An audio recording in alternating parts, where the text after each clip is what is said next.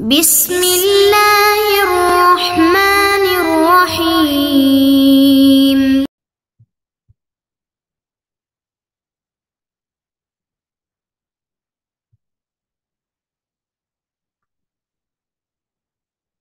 السلام علیکم ورحمۃ اللہ وبرکاتہ۔ عزیز طلبہ، امید کرتا ہوں کہ آپ بخیر و عافیت سے ہوں گے۔ شرح العقائد کا آج ہمارا سبق نمبر 4 ہے، جس کا عنوان ہے براعۃ الاستحلال۔ براعۃ الاستحلال کہتے ہیں کہ کسی مؤلف کا، مصنف کا خطبے میں ایسے اشعار یا کلمات کا لانا جن کلمات سے، اشعار سے اس کتاب کے موضوع کو بیان کرنا مقصود ہو، اس کتاب کے موضوع کی طرف اشارہ ہوتا ہو، تو اس کو براعۃ الاستحلال کہا جاتا ہے۔ گزشتہ سبق میں ہم نے متن اور شرح کی تعریف اور بسم اللہ الرحمن الرحیم پر کچھ جو اعتراضات وارد ہوتے ہیں ان کے جوابات کو دیکھا تھا کہ علماء نے ان کے کیا جوابات دیے ہیں۔ آج کے سبق میں ہم براعۃ الاستحلال اور اس سے قبل بسم اللہ الرحمن الرحیم پر جو دیگر نحوی اعتبار سے سوالات آتے ہیں ان کے جوابات ہم جاننے کی کوشش کریں گے۔ بسم اللہ الرحمن الرحیم۔ الحمد للہ المتوحد بجلال ذاتہ۔ بسم اللہ الرحمن الرحیم میں ایک اختلاف تو یہ ہے کہ باء جارہ حرف جر ہیں اور حروف جارہ یہ متعلق ہوتے ہیں، کسی چیز سے متعلق ہوتے ہیں، تو سوال یہ ہے کہ ان کا متعلق کیا ہے۔ بسم اللہ، اس میں اس باء حرف جر کا متعلق اسم ہے یا اس کا متعلق فعل ہے؟ ایک اختلاف تو اسم یا فعل کے متعلق ہونے میں ہوا کہ ہم ابتدائی کو متعلق مانیں یا ابتدیء کو متعلق مانیں۔ دوسرا اختلاف اس میں یہ ہے کہ اس باء حرف جر کے متعلق کو ہم خاص مانیں یا عام مانیں، یعنی خاص ہوگا کہ الکتابہ، القراءہ، میں پڑھتا ہوں، میں لکھتا ہوں، کوئی ایک خاص چیز کو میں متعلق بناؤں، یا عام بناؤں کہ میں شروع کرتا ہوں، میں ابتدا کرتا ہوں۔ تو ابتدا کو، شروع کو ہم متعلق بنا لیں یا خاص متعلق کو لانا بہتر ہے، القراءہ والکتابہ وغیرہ۔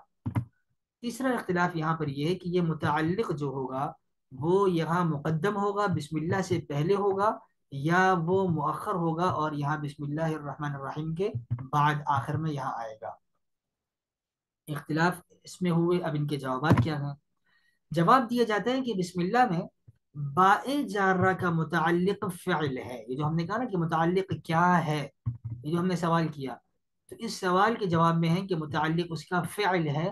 اسم کے بجائے اگر فعل کو، ابتدیء کو ہم متعلق مان لیں بجائے ابتدا کے، تو یہ زیادہ اچھا ہے۔ ابتدیء۔ دوسرا، خاص ہے یا عام ہے؟ اس کا جواب دیا کہ یہاں پر عام ہے۔ پھر متعلق مقدم ہے یا مؤخر ہے؟ جواب دیا کہ مؤخر ہے۔ کیوں مؤخر ہے؟ کہ وہ حسر کا فائدہ دے گا، عام ہونے کے ساتھ حسر کے لیے مؤخر ہے، یعنی بسم اللہ الرحمن الرحیم پورا پڑھنے کے بعد آخر میں ابتدئ فعل جو ہے وہ مؤخر محذوف مانیں گے، اور یہ ابتدئ متعلق عام ہوگا۔ اور اس سے فائدہ کیا ہوگا اس میں؟ کہ میں اللہ تعالی کے نام کی برکت سے ہی شروع کرتا ہوں، ٹھیک ہے؟ تو کے نام سے ہی شروع کرتا ہوں، یہ ابتدیء کو، یہ معنی تب ہوگا جب ہم اس کو ابتدیء کو بسم اللہ یا اشرع فعل کو بسم اللہ کے بعد آخر میں ہم اس کو محذوف مانیں۔ پھر بسم اللہ میں باء حرف جر کے بہت سے معنی آتے ہیں، بہت سے معانی کے لیے باء جارہ آتی ہے۔ یہاں پر یہ استعانت کے لیے ہے یا مصاحبت کے لیے ہے، تبرک کے معنی میں، کہ میں اللہ کے نام کی برکت سے، اللہ کے نام کی برکت سے میں اس کام کو شروع کر رہا ہوں۔ بسم اللہ کے بعد اب دوسرا کلمہ ہمارے پاس ہے لفظ جلالہ، اللہ۔ جیسے میں نے عرض کیا تھا کہ بسم اللہ کو بسملہ کہا جاتا ہے، ایسے اللہ سبحانہ و تعالی کے نامی مبارک نام کو جلالہ کے نام سے، جلالہ کے لفظ سے یاد کیا جاتا ہے۔ اب یہاں اختلاف ہے کہ لفظ جلالہ नहवी या तरकीबी लिहाज से या सरफी लिहाज से क्या वाक़ होता है, क्या बनता है। एक तो ये है, एक कौल ये है कि ये सुरयानी जुबान का लफ्ज है, लेकिन ये मरजू कौल है। दूसरा एक राज कौल ये है कि ये अरबी का लफ्ज है, और फिर अरबी का अगर लफ्ज है तो अरबी में आप जानते हैं कि अरबी के अल्फाज या मुश्तक होते हैं या वो जामिद होते हैं। तो यहाँ पर ये मुश्तक हैं, गैर मुश्तक हैं, कौन सा कलिमा यहाँ पर है। तो इसमें इमाम आज़म अबू हनीफा रहमतुल्लाहि अलैह, इमाम शाफ़िई रहमतुल्लाहि अलैह, इमाम गज़ाली, इमाम सेबोई और इमाम खलील, ये सारे यानी फ़क़ी इमाम भी हैं, और इमाम गज़ाली ये फ़क़ी भी हैं, मुहद्दिस भी हैं, मुतकल्लिम भी हैं। फिर आगे इमाम सेबोई और इमाम खलील, ये दो नहवी इमाम गुजरे हैं रहमतुल्लाहि अलैहिम अजमाइन। इन सब उलमा और आइम्मा का मुत्तफ़िक़ा मज़हब ये है कि अरबी ज़बान का लफ्ज़ है और ये गैर मुश्तक है। यानी अल्लाह सुब्हानहू व तआला का ये लफ्ज़ नाम मुबारक, ये लफ्ज़ जलाला किसी और कलीमे से नहीं निकला, ये गैर मुश्तक है। एक तीसरा कौल भी इसमें पाया जाता है कि ये अलीहा, अलीहा बिमाना अलिमा, का अलिमा, अलीहा से मुश्तक है अल्लाह, और जैसे आलिमा फ़िल इस तरह अलीहा से ये मुश्तक है, और माना इससे क्या आता है, माबूद क्या आता है। और भी अकवाल इसमें मिलते हैं कि अलीहू या अलीहत, और दीगर अकवाल भी इसमें हैं, लेकिन उन सब का माना यही है कि अल्लाह सुब्हानहू व तआला के नाम का माना क्या होगा, माबूद। अल्लाह सुब्हानहू व तआला माबूद हैं, इबादत के लायक हैं।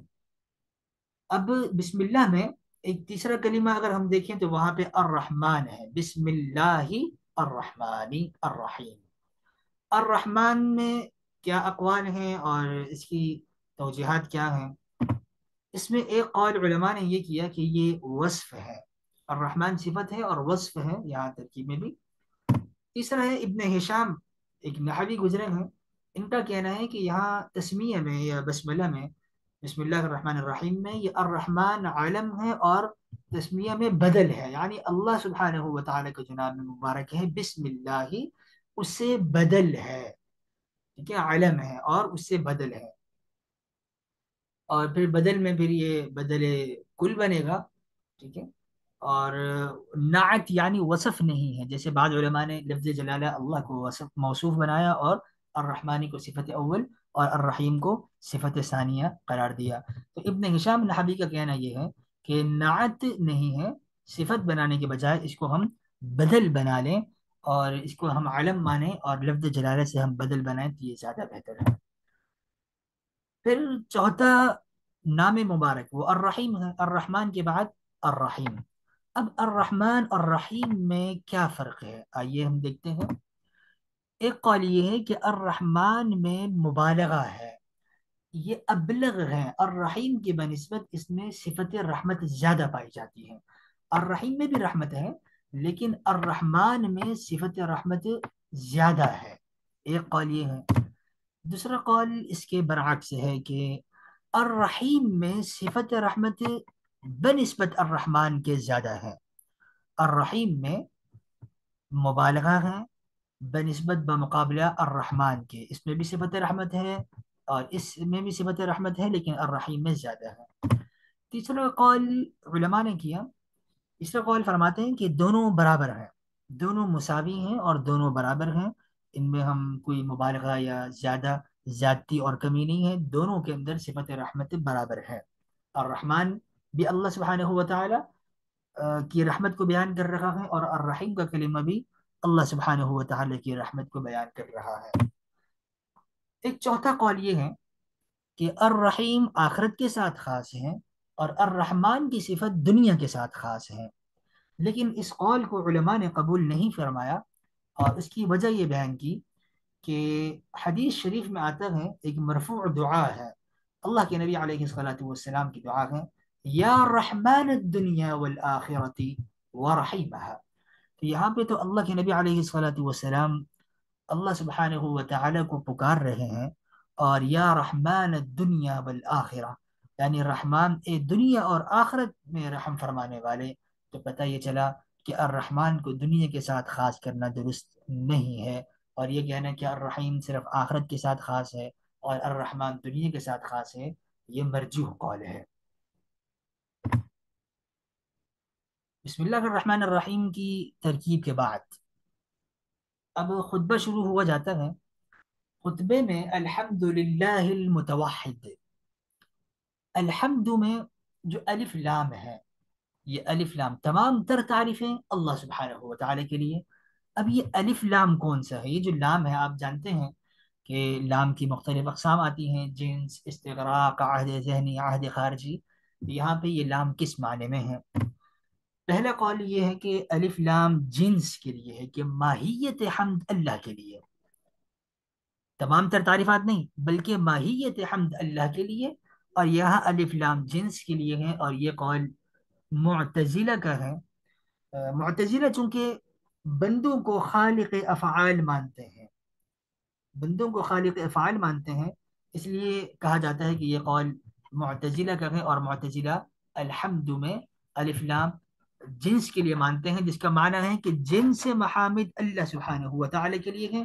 لیکن علامہ عبد العزیز فرہاری رحمۃ اللہ علیہ نے اس قول کو قبول نہیں کیا، اور النبراس میں اس کی تردید کی، اور کہا کہ جنس بھی استغراق کا ہی فائدہ دیتا ہے. اور معتزلہ اگرچہ وہ یہ کہتے ہیں کہ بندے اپنے افعال کے خود خالق ہیں، لیکن اس کے ساتھ ہی معتزلہ اس بات کا بھی اقرار کرتے ہیں کہ بندوں میں قدرت اللہ سبحانہ و تعالی ڈالتے ہیں، خالق قدرت اللہ سبحانہ و تعالی ہے. باہر کیف ایک قول ہے معتزلہ کی طرف منسوب ہے، اور اس میں ایک مباحثہ کیا جا سکتا ہے. اس میں علماء کی آراء ہو سکتی ہیں، دو مختلف رائے ہو سکتی ہیں کہ آیا یہ نسبت ان کی طرف درست ہے یا نہیں.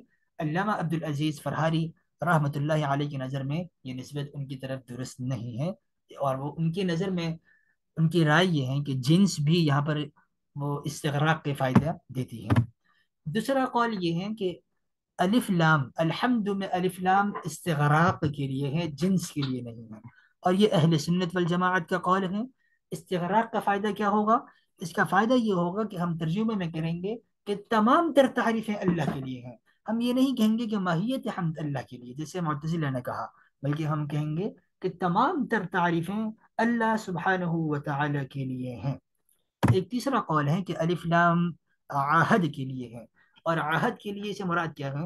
کہ یہاں پر جیسے اللہ سبحانہ و تعالی نے اپنی تعریف خود کی، ہم دعا میں کہتے ہیں اللہم لک الحمد، اے اللہ تمام تر تعریفیں آپ کے لیے، کما ينبغي لجلال وجهك وعظیم سلطانك، اللہم لک الحمد کما اثنیت علی نفسك.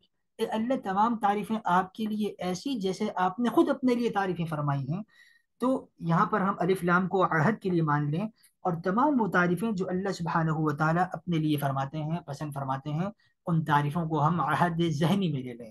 تو الف لام عہد کے لیے ہو جائے گا، چونکہ انسان تو اللہ تعالیٰ کی تعریف کرنے سے، اللہ تعالیٰ کی کما حقہ تعریف کرنے سے عاجز ہے. بندوں کا کام نہیں کہ وہ اللہ سبحانہ و تعالیٰ کی کما حقہ تعریف کر سکیں. تو یہاں پہ الف لام کو ہم عہد ذہنی کے لیے مانیں گے، اور مراد یہ ہوگا کہ ہمارے ذہن میں وہ تعریفیں ہیں جو اللہ سبحانہ و تعالیٰ اپنے لیے پسند فرماتے ہیں. الحمد للہ کے بعد للہ آتا ہے، تو للہ لفظ جلالہ پر بحث بسم اللہ الرحمن الرحیم میں گزر چکی ہے کہ وہ سریانی یا عربی کا غیر مشتق، عربی زبان کا غیر مشتق کلمہ ہے. المتوحد، المتوحد باب تفاعل سے ہے، المتوحد باب تفاعل سے ہے. اور فا کلمہ سے پہلے تا زائد ہے، عین کلمہ مشدد ہے، اسم الفاعل یہاں پر آیا ہے المتوحد. باب تفاعل تین معنوں میں آتا ہے. آئیے ہم جانتے ہیں کہ یہاں پر ان تین معنوں میں سے جو تین معنی باب تفاعل کے آتے ہیں، وہ تین معنی المتوحد میں اللہ سبحانہ و تعالی کے لیے کیے جا سکتے ہیں یا نہیں. پہلے معنی آتا ہے طلب ماخذ، ماخذ کو طلب کرنا. جیسے ایک بندہ کہتا ہے تعظم، تعظم کا مطلب کیا ہوا؟ ای طلب العظمت، اس نے عظمت کو طلب کیا. لیکن اللہ سبحانہ و تعالی کے لیے تو ہم یہ نہیں کہہ سکتے کہ توحد، اللہ تعالیٰ جو ہیں وہ وحدت کو طلب فرما رہے ہیں. نہیں، یہ معنی تو اللہ کے لیے نہیں کیا جا سکتا. اللہ تعالیٰ تو ماخذ کو طلب نہیں فرما رہے ہیں، وہ تو ہے ہی اکیلا ہے. تو طلب کرنا، طلب ماخذ کا معنی بھی درست نہ ہوا. دوسرا معنی ہے تکلف. تفاعل کا معنی ہے تکلف، یعنی حمل الکلفت والمشقت فی الاتصاف، کہ صفت کے اپنانے میں तकल्लुफ का इख्तियार करना, मशक्क़त का बर्दाश्त करना। जैसे कहा जाता है तहल्लम, यानी एक शख्स बुर्दबार होने के लिए उसने मशक्क़त को और तकल्लुफ करते हुए मशक्क़त को बर्दाश्त करके मुजाहदा करके वो बुर्दबार बन गया, गुस्से पर काबू पा लिया। तो बुर्दबार बनने के लिए, गुस्से पर काबू पाने के लिए इंसान को ज़ाहिर बात है तकल्लुफ करना पड़ता है और एक मुजाहदा करना पड़ता है। तो अल्लाह सुब्हानहू व तआला के लिए ये माना भी ठीक नहीं है कि हम तवहद को ये माना करें कि अल्लाह ताला ने मुशक्क़त करके मेहनत करके तकल्लुफ करके अल्लाह ताला की जो सिफत है वो वहदत हुई। ये माना भी दुरुस्त नहीं है। तीसरा माना है सैरूरत, जो बाब तफ़ाउल के लिए आता है। और सैरूरत के मतलब होता है अल इंतकाल मिन मौदिअ इला मौदिअ, एक जगह से दूसरी जगह किसी चीज का मुंतकिल होना, लेकिन बिला सुन्अ साना, कि बिला सुन्अ साना उसमें सानिअ का कोई अमल दखल ना हो, बनाने वाले का कोई अमल दखल ना हो। एक चीज दूसरी जगह मुंतकिल हो जाए, एक जगह से दूसरी जगह मुंतकिल हो जाए खुद ब खुद, और उसमें सानिअ का कोई अमल दखल ना हो। जैसे हम कहते हैं तहज्जर तीन, वैसे तो अल्लाह ताला के हुक्म से ही मट्टी पत्थर बनेगी, लेकिन यहाँ पर मुराद क्या है तहज्जर तीन, यानी ज़ाहिरी असबाब में किसी इंसान ने उस मट्टी को गोंदा नहीं, जमा नहीं किया, पत्थर नहीं बनाया, बल्कि मट्टी खुद ब खुद जमी जमी पड़ी पड़ी पत्थर बन गई, तहज्जर तीन। तो ये तहज्जर बाब तफाउल से है, सैरूरत के माने में आया। अब यहाँ पर ये तीनों मानी अगर हम गौर करें तो अल्लाह सुब्हानहू व तआला के शायान शान नहीं है। इनमें उलमा ने तावीलात की है, तावील की गुंजाइश तो बाहर के इसमें है ही है, और तावीलात की हैं। उलमा फरमाते हैं कि हम तलब माखज में अल्लाह सुब्हानहू व तआला के लिए ये माना करेंगे तलब माखज में कि अल्लाह की ज़ात का तकाजा ये है कि वो अकेला हो। तवहद आई, ये जो है तवहद इक्तिदा ज़ातिही, अल्लाह सुब्हानहू व तआला की ज़ात का तकाजा है कि वो अकेला हो। अगर हम तलब माखज का माना लें तो तवहद का मतलब होगा कि उसकी ज़ात का तकाजा है कि वो अकेला है। और यहाँ तो हम तलब करने का माना नहीं आएगा, बल्कि उसकी ज़ात के तकाजे के तौर पे हम उसको अकेला मानते हैं। और अगर तकल्लुफ का माना लें, जैसे हमने कहा कि तकल्लुफ में मशक्क़त होती है, तकल्लुफ होता है, तो अगर तकल्लुफ की सिफत और खासियत हम बाब तफ़ाउल की ले लें तो यहाँ पर ये कमाल से मजाज होगा। क्या मतलब कि तकल्लुफ की खासियत ये अल्लाह सुब्हानहू व तआला के कमाल से मजाजी माने में इस्तेमाल हुई है, तवहदा, कि वह अल्लाह ताला जो है वो अकेला है, और ये अल्लाह के लिए कमाल है। अल्लाह ताला की अकेला होना, अल्लाह ताला के लिए वहदत के साबित करना, ये अल्लाह ताला की कमाल है, सिफत कमाल है। और अगर हम सयूरत के माना ले लें तो सयूरत के माने में भी यहाँ पर सयूरत के माना अल इंतकाल मिन मौदिअ इला मौदिअ नहीं होगा, बल्कि यहाँ पर सल्ब इंतकाल होगा। ठीक है, तो अल्लाह ताला अकेला है, तवहदा, यहाँ पर हम माना ये करेंगे सल्ब इंतकाल के, यानी हो जाना। ज़रूरत का मतलब ये नहीं है कि बिला सुन आसान जो है वो किसी चीज़ का होना, और यहाँ पर किसी चीज़ से खुद ब खुद मुंतकिल होना, बल्कि यहाँ पे हम सल्ब इंतकाल लेंगे, यानी इस काम का हो जाना। अब अल्लाह सुब्हानहू व तआला अकेला है, और वो अकेला है, उसकी ज़ात का तकाजा ये है, वो तमाम तर तारीफ़ात से, तमाम तर कमालात से वो मौसूफ है। तो आज के सबक में हमने बिस्मिल्लाहिर रहमानिर रहीम में कुछ नहवी तराकीब देखी, और नहवी जो सवालात थे उनके मुताल्लिक़ वगैरह। फिर अल्हम्दु में अलिफ लाम में कितनी किस्में हैं, जिन्स, इस्तिग़राक़ और आहद। उसके बाद अल मुतवहिद में क्या मानी किए जा सकते हैं, उनके हमने जायज़ा लिया। आइंदा के सबक में इंशाअल्लाह हम मज़ीद आगे अपने अल मुतवहिद बिजलाल ज़ातिही, और इंशाअल्लाह हम खुतबे को आगे चलाएंगे। सुब्हानल्लाहि व बिहम्दिही, सुब्हानकल्लाहुम्मा व बिहम्दिक, नशहदु अन ला इलाहा इल्ला अंता नस्तगफिरुका व नतूबु इलैक। सुब्हान रब्बिका रब्बिल इज्जति अम्मा यसिफून व सलामुन अलल मुरसलीन वल्हम्दुलिल्लाहि रब्बिल आलमीन।